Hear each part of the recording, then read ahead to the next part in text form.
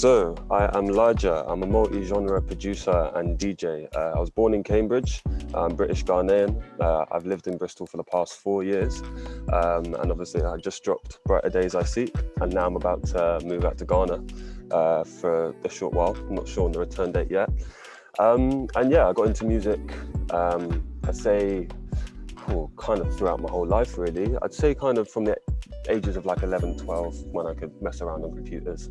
And I really was into bass music first because I just loved bass samples. And I started with a name called Gasman, if many people from Cambridge would know that. And as I moved to Bristol, released a song called Samurai that did all right.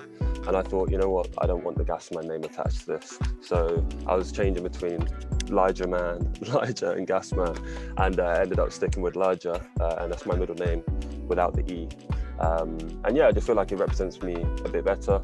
And I feel like it's something that I can turn into my own. With Gasman, you've kind of got, I don't know, you've already got associations running in your mind when you hear that.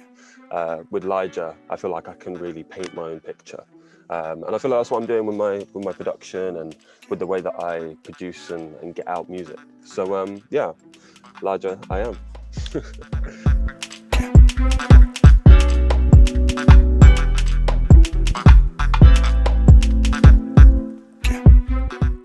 It's actually it's good putting your face to it, because at the end of the day, you only got one face, you only got one chance really of making it for yourself.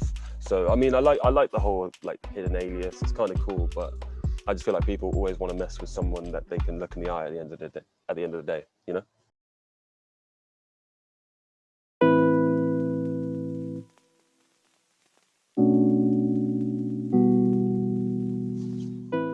So it's not that I'm against emceeing. Like when I was younger, the first kind of, apart from odd sampling here and there, the first kind of fray into music was me and my brother would come back from school and we'd just stick on instrumentals on the TV.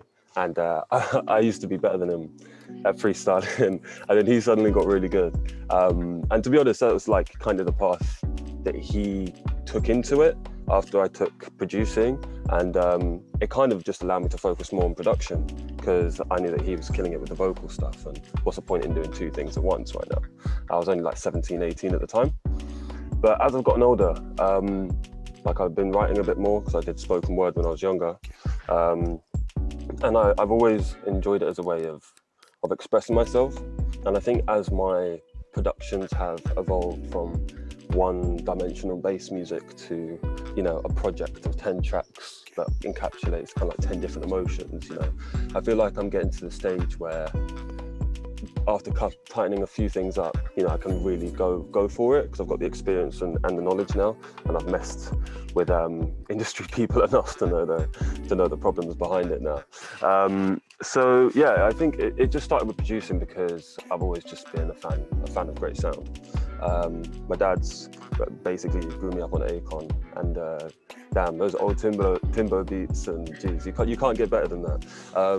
So yeah, I think obviously having my Ghanaian culture as well, I just want to all mix it in together, especially with the UK side, and with the fact that, you know, 2021, you can kind of message and look to work with anyone you really put a good word in with. So that's what I kind of do, and I'm just thinking over the next 5 years, I just want to evolve that as much as possible. You know, I just want to be, you know, kind of pushing the envelope. Whether there's 1,000 people listening, 100, 1, or 1 million, like I just want to do good art for myself, and I think that's kind of the bottom line with it, really. So I think you will see maybe some rapping in the future, some singing, but as of now, I just want to make sure that my production is tight. And I've got people on board, both on the club side and on now this hip hop alternative side. And then when it's ready, I'll fully put it together with the vocals.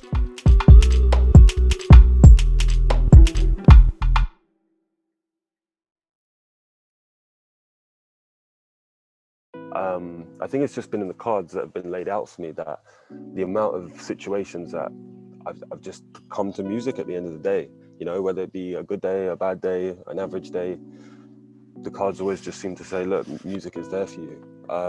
And I enjoy it. Like, it's been hard recently with obviously COVID. Like, I was doing what I had like 3 like headline shows at the start of 2020 in 3 different cities in the UK, and then I've only played 1 in 15 months, and yeah, it's changed the whole trajectory, you know. So but I would never look at it as like I'm a victim of circumstance. I always try and see the silver lining, always try and best myself, you know, no matter the situation. So like, even though the kind of the DJing side of mine have gone down a bit, like I'm very happy with how I've kind of like evolved with the time as of now. And yeah, it's just all about laying it out right, you know, like you said, like it's just about being original with it. And obviously I could have, you know, done single after single after single, maybe get my listeners up a bit more, maybe I should have. But at the end of the day, I wanted to put out a project in that way.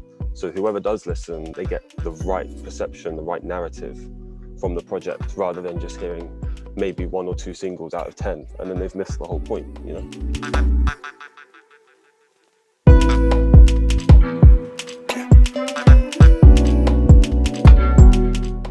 Brighter Days I Seek, the narrative kind of formed mainly during lockdown, really. But after the more DJable stuff that I was releasing, I really wanted to focus on something alternative, something that used influences, that used factors of all my influences. So like tight bass, really nice and punchy drums, as well as songs where that would be maybe stripped back a little bit, and there'd be more melodies and focus. So for example, Show Me the Light, After Pour, is a very, very jazzy, kind of acoustic track that I never really thought I would see myself releasing. But I loved doing that within a project of loads of different other genres, and telling it from a perspective of, we're starting with emotional, quite hard-driven basses with 4/0 body, quite emotional saxophones and violins, going then into If I, which is also quite dark and melancholic, then taking it up to almost like a dream state with Pour and Show Me the Light and Heartstrings, where there's those really good summer positive vibes, but then taking that almost back down to reality and realizing that it's just a cycle, ending with Dem Boy Talk and Life of a Vagabond. And I think if you look at the first track to last, For Nobody, you know, it's quite almost a selfish outlook. But if you look at it compared to the last track, Life of a Vagabond, it's more of an aware outlook of the fact that, yeah, I might be doing this on my own, but, you know, I know it's a long road, and, I understand the troubles along the way. And I think it's just a maturity throughout the project that, I don't know, I hope people have picked it up, but it's there, it's there forever. And who knows down the line and whatever anyone's made of it in their own terms, if they've got their own I don't know, breaking down of it, I'd love to hear it.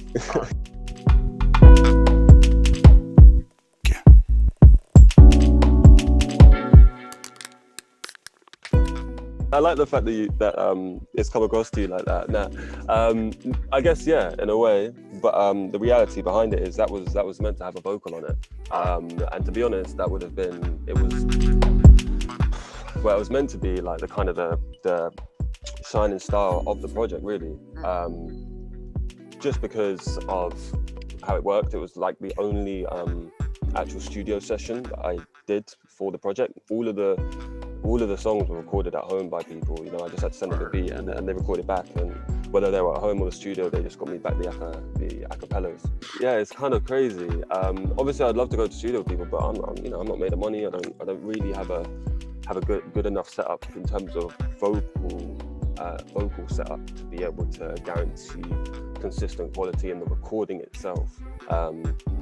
So yeah, and it's just a lot of money that I just didn't have at the time. So yeah, that was one. I'm not gonna mention names, but it would have done well. It would have done really well if the same energy was kept that was there when I sent over the beat, because I sent it over end of April 2020.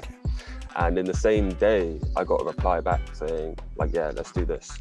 And I got emails over to like the team behind it, July 2020, and they pulled the track 4 days before the release, because they said it's just not going to work with them, and they hadn't received any communication.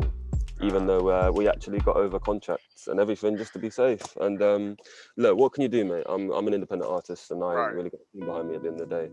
So I am very happy with the standard of the track, though. Like the instrumental and the beats, I'm all happy with, especially with Poor, because I love how organic it feels. And there's a guy, Nick Mountford, he's on the guitar on Heartstrings as well. He's on the guitar on Poor. He's a quality guitarist who I'll definitely be using more in the future and working with more in the future for beats like that. But yeah, mate, that's probably pulling back the curtain on one of the issues, It's just how it is, I'm not going to get annoyed about it. Of course, I had a day to take it in, but me and the artist are all cool. We're definitely going to put stuff out in the future. We've got 2 now under wraps. So, they'll come out when they come out. And I think it's just about, like I said earlier, maintaining a little bit of professionalism, going about it.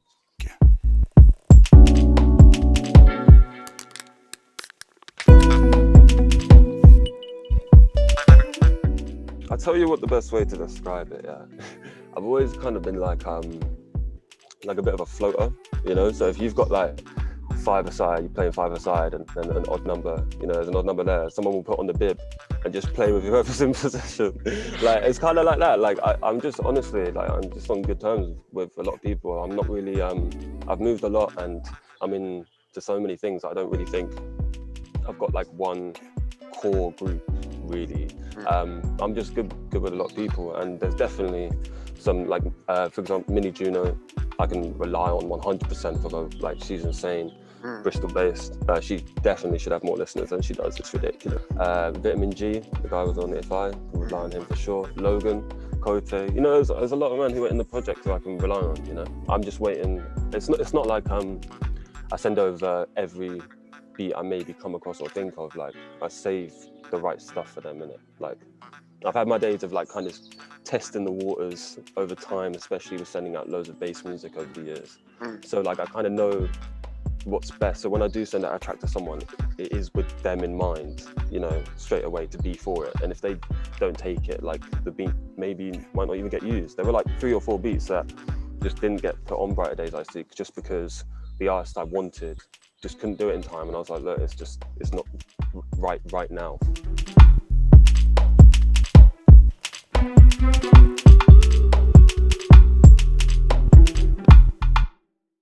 Yeah, I think for sure. I think when I was younger, like, it was before I really, really got involved with like UK underground music. It was a bit like, I'd love to do music, but I can only really see myself writing or rapping, and like, would I ever be able to do a freestyle on Flex if I got called? Like, and I would just worry, like, why am I worrying about that? But I think that probably accidentally put me more into the production route, because that is a bit more reliable, you know what I mean?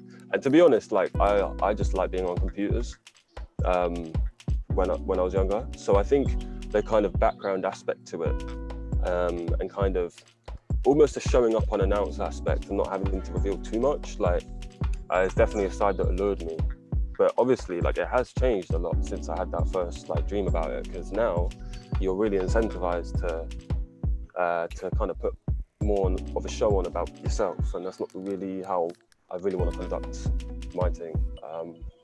So it's just about finding the right balance, and I do think it's one of those continuous things where, like, you have to be aware of how you're treating it, and that is definitely one of like the things I kind of think about, because I'm still kind of at the threshold still, like, I don't think I'm at a level yet where I would necessarily receive intense scrutiny per se.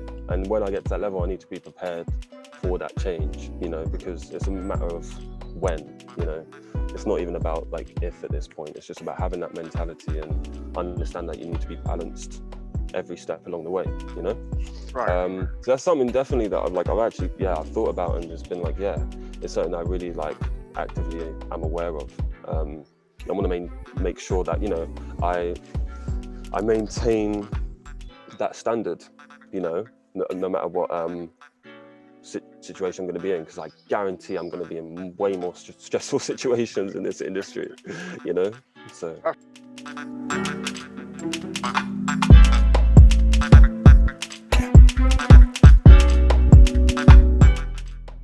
dad is from Ghana. He moved here when he was 16, and he moved back there in 2014. And yeah, he's been back like once since, but we've been, so yeah, that's why it's going to be sick to go see him this week. But when we were younger, I think we first went when I was, I think 8 or 7, and we went 11 times after that. So very connected there. So it's actually such a strange, it is strange to think about it, because it's like I've grown up here and a lot of places here, but I've also grown up with that constant attention to that, because whenever I got home, like that's where my dad was. You know, he made sure that was imparted there. And obviously we went out there a lot and have family out there. You know, my dad's still in the same house that he was in now when he was a kid and all that. But it's like, yeah, it's crazy to be like connected to it. And I really like, even before I was honestly like self-aware or whatever, like it's just who I was. Like it was really part of me. So I'm never gonna apologize for that, man.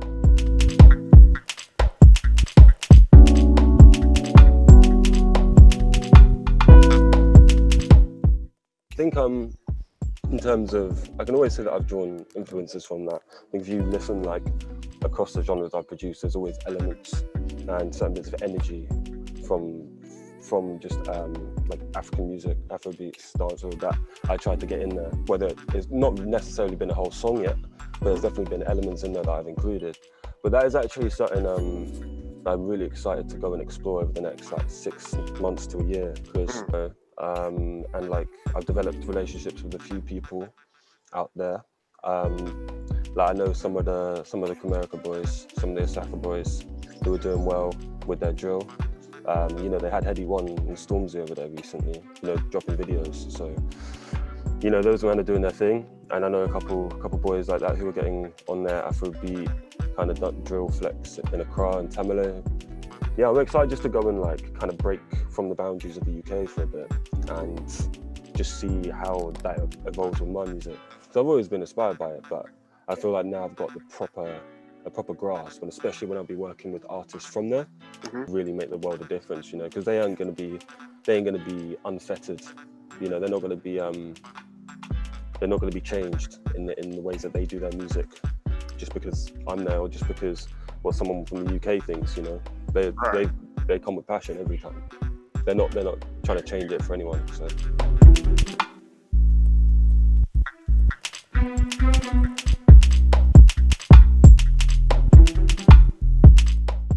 I just want to be a multiplier, you know. Into contact with me on your musical journey, you know, you're gonna exceed tenfold. I don't know. I want to have the resources there.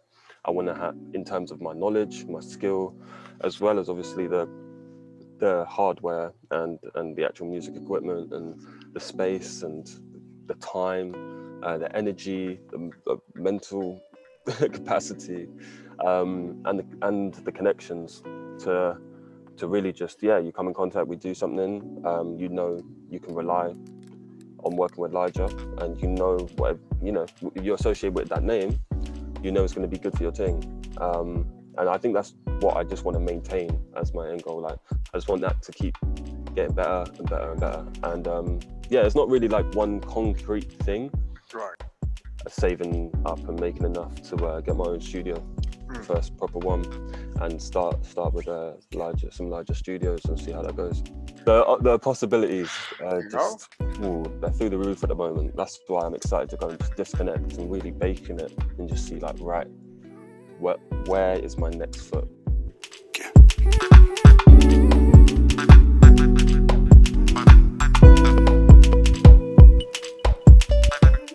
Swindle? Who's Swindle?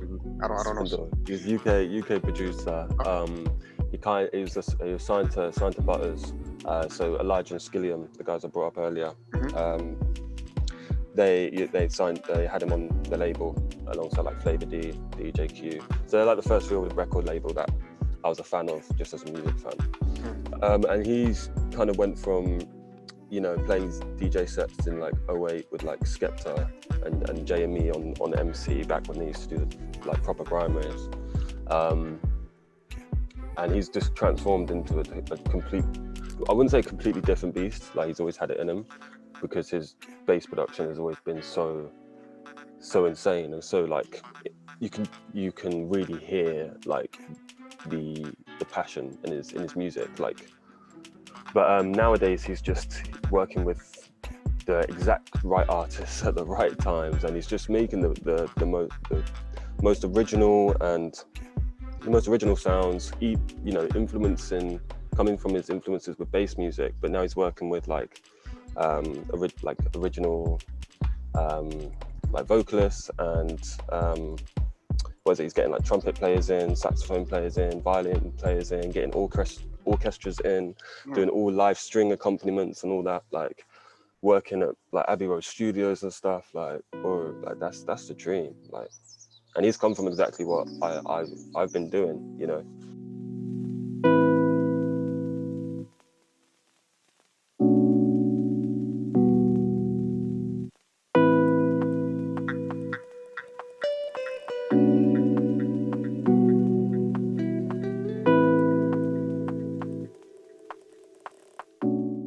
Yeah, I was just what appealed to me, it was just the energy behind it, and just like I just loved making insane sounds, mate. Like I just loved it when I was younger, and being able to put that in a song structure, put some funny samples in, and make a crowd make a big noise. It's quite nice. So that's what was appealing, you know, playing those big shows. Like, but I think one of the highlights was I went to Russia. I went to Perm, which is the most eastern city in Europe. So it was like 75%, 8% Caucasian Russian, and then like 20% Mongolians as well. Like it was mad, yeah. And it's crazy, right in the middle of nowhere. And yeah, I went out there and I played a set. A guy called Bad Work brought me in, and yeah, it was just insane experience just to go to another country, totally on my ones, have no idea what I'm doing, and just play some music to other people. You know, they just love it out there. You know, you're coming from the UK to play them your music. Like, yeah, they're all for it. Yeah, I can't lie. I think at the time, I think I was just so like focused on kind of just that bass music side and doing that everything was just tunnel vision. So anything that approached me in that kind of angle, I was instantly positive, instantly just knew what to do. And I can't lie, I think as like the world has kind of slowed down and I'm opening up my mind a bit more, it is harder to have that same positive energy now. Because if I went somewhere else now, of course I'd love it, but probably be a bit more, you know, aware, you know, now, maybe compared to 3 years ago. You know, it's weird, but I need to go out there and do 2 years ago, I think, actually, yeah, 2. But I need to go out there and do that again, so I can like get back in the swing of things, you know, because it feels so strange, like just having those experiences and you know, just not being able to do them for such a while, because I want to be out there, you know, going to other countries, and it's so fun, man. Like, and I think that's why I need to kind of make sure I've got the right angle with the music I'm doing now, after this project, because I want it to be DJable and I want it to be bookable. Do you know what I mean? But at the same time, I want it to be, I don't want it to be like, I don't know, I don't want it just to be boring and samey. I don't want it to just follow a path of easy returns. Like, I have to end up doing specialized shows 4 years down the line, and so be it. Do you know what I mean? Like, right. I'll take that time.